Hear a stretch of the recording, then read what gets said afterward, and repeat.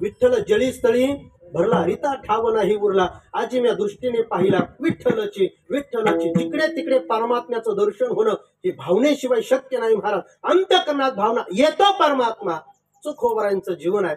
चोखोबार आहे महार समाजात जन्माला आले. महार समाजात जन्माला आल्याच्या नंतर पूर्वीच्या काळामध्ये विशिष्ट जातीत जन्माला आल्याच्या नंतर एक विशिष्ट वर्ग असा होता की मला त्यांना त्या ठिकाणी फार त्रास दिला जायचा. त्रास दिल्याच्या नंतर माझे चोखोबराय जर पुढे चालले ना, पाठीमागून तिथल्या त्या काळातल्या धर्म मार्तंडाने पाठीमागून झाडू बांधावा आणि चोखोबरांनी पुढे चालावं. का? अरे तू आमच्या रस्त्याने गेल्याच्या नंतर आमचा रस्ता त्या ठिकाणी वाटतो, म्हणून महाराज पाठीमागून झाडू बांधावा. संत ओळखणं फार अवघड आहे महाराज. संत असताना समाजात संत ओळखता त्या काळात त्यांना आले नाही. चोखोबारांना पुढे थुंकायचं असेल तर त्यांच्या गळ्यामध्ये महाराज ते मडकं बांधावून चोखोबारांना सांगायचं, चोख्या तुला थुंकायचं असेल ना बाबा, या खापरामध्ये थुंकावं. इकडे तिकडे कुठे थुंकण्याची तुला त्या ठिकाणी महाराज परवानगी नसायची. चोखोबारांनी त्याच्यात थुंकावं.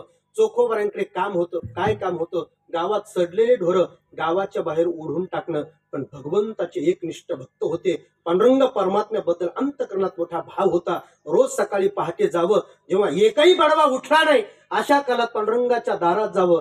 पण मंदिराची पायरी चढत असताना 100 वेळा विचार करावा, कारण त्या बडव्याने सांगितलं होतं मंदिराची पायरी चढशील तर खबरदार मंदिराच्या बाहेर बसावं. सकाळी काकडा करावं. सायंकाळ झाल्याच्या नंतर कुठेतरी मंदिराच्या एका बाजूला बसावं. आपला नित्याचा हरिपाठ करावा. आणि जे ठरलेलं काम आहे दिवसभर सडलेले ढोरे ओढत असताना भगवंताचं नामचिंतन करावं. मग ते सडलेले ढोरे ओढण्यासाठी ज्या जगाच्या मालकापर्यंत चोखोबारांना जाता येत नव्हतं, त्या जगाच्या मालकाने चोखोबारांकडे यावं आणि ते सडलेले ढोरं महाराज त्या ठिकाणी ओढण्याचं काम करावं.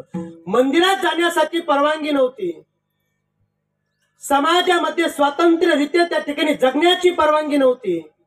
परमार्थ करत असताना जर कुणी आपल्याला काकडा करताना पाहिलं, भगवंताचं नामचिंतन करताना पाहिलं, तरी देखील त्या ठिकाणी मोठे बंधन होते. चोखोबारांचं जीवन होतं. सगळा समाज झोपेत असताना पहाटे त्या ठिकाणी भगवंताच्या जवळ जावं. भगवंताकडे हात जोडून त्या ठिकाणी भगवंताला काकड्यातून रोज प्रार्थना करावी. रोज भगवंताला त्या ठिकाणी भगवंताला सांगावं, देवा मी असं कुठल्या जन्मात पाप केलं की हा असणारा जीव, हा नाशवंत देह तुझ्यापर्यंत येऊ शकत नाही, तुझं दर्शन घेऊ शकत नाही. रोज चोखोबारांनी रडावं. प्रसंग एक दिवस असा झाला, चोखोबारा पहाटची वेळ आहे, मंदिरात गेले. मंदिराच्या बाहेर पायरीवरती बसले. बसल्याच्या नंतर पायरीवरती तरी बसण्याची कुठे परवानगी आहे, पायरीच्या खाली बसले. बसल्याच्या नंतर आपला काकडा चालू केला. उठा उठा प्रभात झाली, चिंता श्री विठ्ठल माऊली, दिन जनाची सावली, ही धावोनी स्मरताची पंढरपुरी जे भीमातटी. उठा जागे भारे आता स्मरण करा पंढरीनाथा, भावे चरणी ठेवा माथा, चुकवी व्यथा जन्माच्या, धनदारा पुत्र जन बंधू सोय रे पिशून. उठा साधू संत साधा आपुले हित, गेला गेला हा नरदेह मग कैचा भगवंत. सगळा काकडा बाबा भक्तीच्या पोटी बोध, काकडा ज्योती. भोपाळ्याला सुरुवात करावी आणि मग त्या अभंगातून चोखोबारांनी देवाला सांगावं, देवा योगी या दुर्लभ. अरे जरी मला तू या ठिकाणी असताना नको त्या देहाला दिलं असलं, नको त्या जातीत जन्माला घातलं असतं, मलाही तुझ्यापर्यंत येता येत नाही ना. पण देवा जे 80-80 हजार वर्ष तपश्चर्या करणाऱ्या योग्यांपेक्षा मी श्रेष्ठ आहे की मला तुला समोर त्या ठिकाणी पाहता येतं आणि तुझ्या समोर काकडा करता येतो. योगी या दुर्लभ तो म्या देखीला साजनी. मग देवाला महाराज त्या ठिकाणी देवाशी भांडावं. कशातून? त्या अभंगातून सांगावं. आणि मग आपल्या मनाला सांगावं, अरे आता देव पाहिलाय ना, आता कोठी धावे मन, तुमचे चरण देखील या, तुमचे चरण देखील या. भाग गेला शीन गेला, भाग गेला शीन गेला. कुठल्या जातीच्या जाऊ दे देवा, तिकडे दे. आता तू माझ्या समोर आहे ना. अरे अनंत राशी, अनंत अवताराची राशी माझ्या समोर आहे. आता माझं मन कसं भटकल देवा. अनंत काय अवताराच्या राशी तो हा उभा विटेवरी. असा त्याला पाहिल्याच्या नंतर माझं मन इकडं तिकडं जाणार नाही.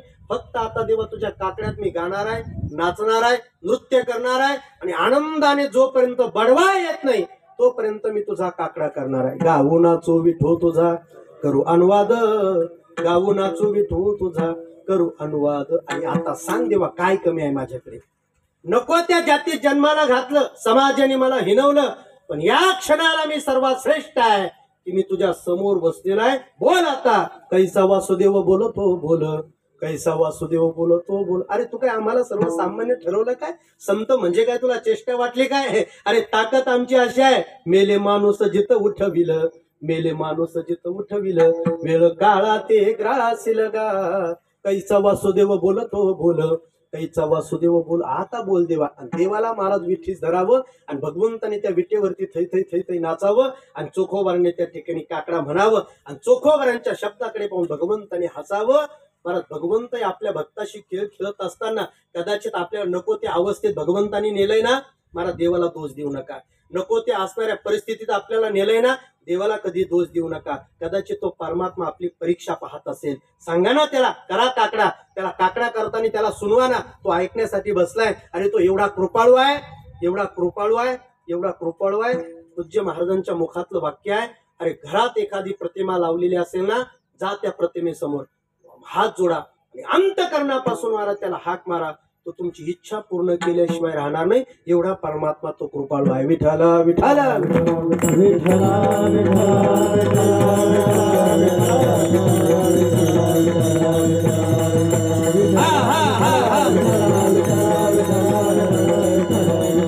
मग चोखोबारांनी पुढं म्हणावं, देवा अरे आम्ही किती बाबा खुशारकी मारली ना, तरी मायेने आंधळे झालेले आम्ही माणसं आहोत. आम्ही जाती धर्माने पांगुळ झालेले माणसं आहोत देवा. आता आम्हाला तुझ्या पुढे काय बोलता येणार आहे? आंधळ्या पांगळ्याचा एक विठोबाचा. आम्ही आंधळे पांगळे आहोत. शेवटी आमचा दाता तर देवा तूच आहेस ना. आम्हाला तुला सोडून कुठे जात? आम्ही किती खुशारकी मारली, मेले माणूस जिथं उठविलं, रेडा बोलवला, भिंत चालवली. अरे आम्ही अनेक त्या ठिकाणी चमत्कार करू देवा, पण शेवटी आम्हाला तुझ्या जवळ यायचंय ना देवा. कारण आम्ही आंधळे पांगळे, आमचा सगळं काही सर्वस्व दाता तू आहे ना देवा. आम्हाला कुठे जाता येणार आहे? आंधळ्या पांगळ्याचा एक विठोबा दाता, प्रसवला विश्वतोची सर्व होय जाणू. पांगुळ झालो देवा नाही हात ना पाय. देवाला सांगावं सगळं काही म्हणत असताना, देवा अरे या समाजासाठी मी मुका झालोय रे, नाही त्या समाजाला काय, मी सगळ्याला डावलून तुझ्या समोर येईल, पण देवा नाही, मला त्या ठिकाणी सदाचाराने जीवन जगायचंय ना. आता मी त्याच्यासाठी देवा मुका झालोय. मुका झालो वाचा गेली. फक्त मुका नाही झालो, समाज मला ज्या शिव्या देतोय ना, समाज नको ते माझ्यासाठी बोलतोय ना, त्याच्यासाठी आता बहिरा सुद्धा झालो मी देवा.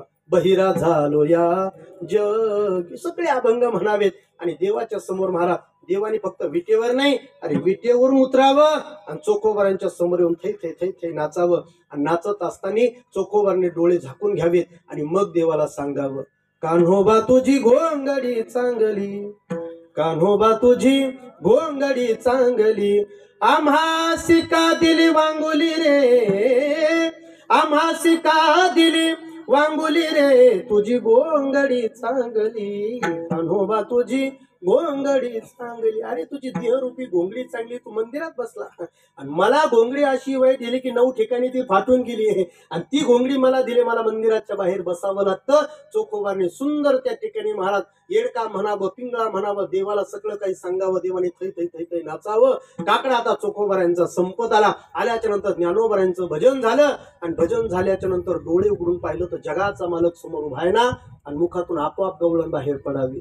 दुःखाची निवृत्ती सुखाचे ते सुख पाहता श्रीमुख, गोविंदाचे रंगनी रांगत गुलगुला बोलत, नामा म्हणे हाती लोणियाचा उंडा, नामा म्हणे हाती लोणियाचा उंडा, गवळणीच्या तोंडा भुलली या रंगनी रांगत गुलगुला बोलत. देवाला सांगावं. बस महाराज गवळण झाली आणि आता चोखोबाराने देवाला सांगितलं, देवा आता तू गेलं पाहिजे बाबा, माझा काकडा संपलाय ना. अरे तू जाण्याचा विषय नाही, तो पाडवा जर आला तर तुझं काही नाही म्हटले, मला मारेल म्हटले. चोखोबारांची महाराज ते असणारी अतिशय सर्वसाधारण ते व्यक्तिमत्व. देवाला जायचं सांगावं आणि देवाने महाराज जायचं सांगितलं. आणि चोखोबाराने आपले डोळे मिटून घेतले आणि मिटून घेतल्याच्या नंतर पुढच्या गवळणीला सुरुवात केली. गवळणी करत असताना आता देवाने जाताना गप जावं महाराज, गप जावं. पण त्या बिचाऱ्याला महाराज कसला आनंद आहे, आपल्या भक्तांना संकटात टाकायचं काही कळत नाही. संकटात टाकणाराही तोच आणि त्याच्यातून काढणारा तरी तोच आहे ना महाराज. कितीतरी तुम्ही सगळं संत चरित्र पाहना, सगळ्यांना त्यांनी विठीस धरलं ना, कुणाला सोडलं, अरे कुणाला यशोदेला सुद्धा नाही सोडलं महाराज, स्वतःच्या आईला सगळ्यांना विठीस धरलं ना त्यांनी. संकट टाकणं त्याला आवडतं. सगळं अख्खं गोकुळ यशोदेच्या विरोधात उभं राहिलं, तुझ्या कानाला आवडतं. बाई तुझा लाडका काना तुलाच गोड वाटे, याच्या खोड्या किती सांगू, याच्या खोड्या किती सांगू, महिपत्र सिंधू आटे, बाई तुझा लाडका काना. मग यशोदेने सांगावं, बाळ सगुण गुणाचं तान देव बाळ दिसतंय गोजिरवाना, काय सांगता गाराने गे गोकुळ छान. आई नाही विठीस धरणारा तू आहे. मग बाकीचे भक्त कुठे आहेत महाराज? मग जाता जाता गप जावं ना, ते गप नाही गेले. मग आपल्या गळ्यातला पंचरत्नाचा हार काढला आणि चोखोबऱ्यांच्या गळ्यात टाकला, देव निघून गेले महाराज. आता निघून गेल्याच्या नंतर महाराज दरवाजाला एवढं मोठं भलं मोठं कुलूप होतं, आत गेला आणि निवांत विटेवरती जाऊन उभा राहिला. चोखोबराने सांगितलं होतं, देवा उगवला दिनकर झाल्या निवळस दिशा. गेला देव महाराज, डोळे झाकलेले होते. आता बडवा आला महाराज, हातामध्ये पंचपक्वानाचं ताट आहे, भगवंताचा नैवेद्य आहे. येत असताना मुखातून मंत्र बाहेर पडत होते, मंत्र म्हणत म्हणतच आला होता. आल्याच्या नंतर समोर गेला आणि गेल्याच्या नंतर त्याने चोखोबरांकडे नाही पाहिलं महाराज. नाही पाहिलं. का नाही पाहिलं? अरे चोख्याकडे जर मी पाहावं तर माझा दिवस चांगला जाणार नाही. ही वृत्ती होती महाराज, ही वृत्ती होती. संत ओळखता नाही आले, नाही आले. संत ओळखणं काय, समाजाला खरे संत ओळखता नाही आले, समाजाला खोटे संत मी नेहमी सांगतो नाही आले महाराज. आणि समाजाला खरे संत ओळखता आले असते तर ज्ञानोबरांच्या अंगावरती चिखल कधी कुणी फेकून मारलाच नसता. समाजाला खरे संत कळाले असते तर माझ्या नाथ बाबांच्या अंगावरती यौवन 108 वेळा कधी थुंकलाच नसता. समाजाला खरा साधू कळाला असता तर महाराज त्या ठिकाणी माझ्या जगद्गुरु तुकोबारांना मंबाजी भट्टासारख्या प्रकांड पंडितांनी कधी घोडाने मारलंच नसतं. खरा साधू नाही कळाला, तो बडवा आला, चोखोबारांकडे नाही पाहिलं. अरे साक्षात काही मिनिटापूर्वी जगाचा मालक ज्याच्या समोरून थै थै नाचत होता, जगाच्या मालकालाही सुनावण्याची ताकद ज्याच्यात आहे, त्याच्याकडे पाहण्याची इच्छा होत नाही. हे तुमचं पापच आहे, हे त्याचं पापच म्हणावं, हे त्याचं दुर्दैव म्हणावं. कारण ते कपाळ ज्याचे नाम कारण त्या कपाळा मला चोखोबरांकडे नाही पाहिलं. अरे चोखोबरांचं दर्शन घेतलं असतं तर देवाकडे जाण्याची गरजच नसती, आयता देव भेटला असता. पण कळालं नाही, चोखोबरांकडे पाहिलं नाही. नैवेद्याचं ताट समोर घेऊन गेला. मोठं कुलूप होतं, कुलूप स्वतःच्या हाताने त्या ठिकाणी खुललं आणि खुलल्याच्या नंतर आत गेला. आत गेल्याच्या नंतर भगवंताचे वस्त्र उतरवायला सुरुवात केली. वस्त्र उतरवत असताना देवाचे अलंकारही उतरवायला सुरुवात केली. पण देवाच्या गळ्यात पंचरत्नाचा हार नाही हे त्या पडव्याच्या लक्षात आलं. बाहेर आरडतच आला, चोरी झाली, चोरी झाली, देवाची चोरी झाली, कुणीतरी चोरी केली महाराज. देवाच्या गळ्यातला असणारा पंचरत्नाचा हार चोरीला गेलाय. बडवा पळतच आला महाराज. पण येत असताना तरी देखील चोखोबारांकडे पाहिलं नाही. का? याच्याकडे पाहावं तर माझा दिवस वाईट जाईल. नाही पाहिलं. सगळे बडवे त्या ठिकाणी एकत्र झाले. कुठे आहे, कुठे आहे? 100 बडवे एकत्र आले. चोखोबरांच्या चेहऱ्याकडे पाहिलं नाही महाराज, कारण त्यांची वृत्ती सडलेली होती आणि ती सडलेली पापाने भरलेली वृत्ती चोखोबरांकडे पाहू देत नव्हती, पाहू देत नव्हती. 100 बडवे म्हणायचे, देवाचा हारात गेला कुठे? चोरी. एक लहान बालक होतं, गर्दीतून आवाज आला, अरे इकडे तिकडे हार काय पाहता? बगड्यासारखा डोळे झाकून बसतेला म्हटले, पाहना हा चोख्या, याच्या गळ्यात आहे म्हटले देवाचा हार. देवाचा हार चोखोबरांच्या गळ्यात म्हटल्या बरोबर महाराज सगळे बडवे चोखोबरांच्या दिशेने धावूनच आले. आल्याच्या नंतर म्हटले, का रे, एक तर तुला मंदिरात जाण्याची परवानगी नाही. आत गेला, देवापर्यंत गेला, देवाला स्पर्श केला, देव बाटवला. एवढ्यावरती थांबला नाही. देवाच्या गळ्यातला पंचरत्नाचा हार चोरला. बस आता तुला शिक्षा झाली पाहिजे, आता याला सुळावरती दिलं पाहिजे. प्रत्येक जण महाराज त्या ठिकाणी चोखोबरांना शिव्या देत होता. शिव्या घालत असताना याला सुळावरती देण्याची भाषा करत होता. पण हे प्रकार महाराज डोळे उघडेपर्यंत चोखोबरांना याचं काहीच ज्ञान नव्हतं. आपल्या गळ्यात पंचरत्नाचा हार आहे आणि मला सुळावरती देण्याची भाषा करतायत हे लक्षात आलं नाही.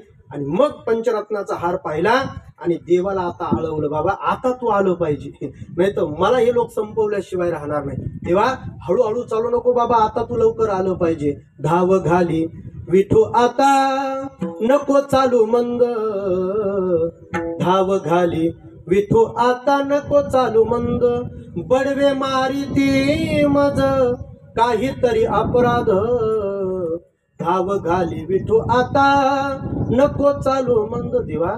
तुला माहिती की बडवे मला काय म्हणतात? विठोबाचा हार तुझ्या कंठी कैसा आला शिव्या देती महारा म्हणती देव बाटलीला. शिव्या देतात महाराज म्हणतात, देव बाटवला म्हणतात. देवा आला पाहिजे. आला महाराज जगाचा मला आला, चोखोबरायांसाठी आला. काय केलं होतं चोखोबरायांनी? ते काय कुठं आपल्यासारखे पाठाला कुठं आश्रमात गेले होते का? ज्ञान संपादन केलं होतं का? ब्रह्मज्ञान संपादन केलं होतं का? योग केला होता का? यज्ञ केला होता का? काही नव्हती. फक्त अंतःकरणात देवाविषयी भावना होती. त्या भावनेच्या बळाने परमात्मा आला आणि चोखोबरायांसाठी काय काय नाही केलं. अरे नीट किती काम करावं, बाळणपण केलं महाराज, बाळणपण देव काय नाही केलं, सगळं काय महाराज, सगळे संतांचे चरित्र पहा, भगवंतानी ते केलं. मग चोखोबराय सांगतात, देवा आमच्याकडे बस तेवढं नाही बाबा, आम्ही सगळं करतो. आम्ही काकडा करत नाही का? चोखोबरायांसारखं आम्ही काकडा करतो. आम्ही हरिपाठ करत नाही का? चोखोबरायांसारखं. अरे त्यांच्यापेक्षा आम्हाला तर स्वातंत्र्य आहे. देवापर्यंत जाता येतं, देवाचं दर्शन घेता येतं, कधी कधी अभिषेक घालता येतो. आम्हाला त्याच्यापेक्षा स्वातंत्र्य आहे. मग आमच्यापर्यंत परमात्मा काय येत नाही? आमच्याकडे भावनेचं बळ कमी पडतं. आमच्याकडे भावनेचं बळ कमी पडतं. म्हणून हे देवराया बाबा तू आमच्यावरती कृपा कर. जे पुढे गेलेत ना, ज्यांच्यापर्यंत परमात्मा येऊन पोहोचलाय ना, त्यांच्यापर्यंत तो आम्हाला नेऊन पोहोचव का? कारण त्यांच्यापर्यंत जाण्यासाठी आमच्या अंगात बळ नाही. अभंगाचं पहिलं चरण. पुढे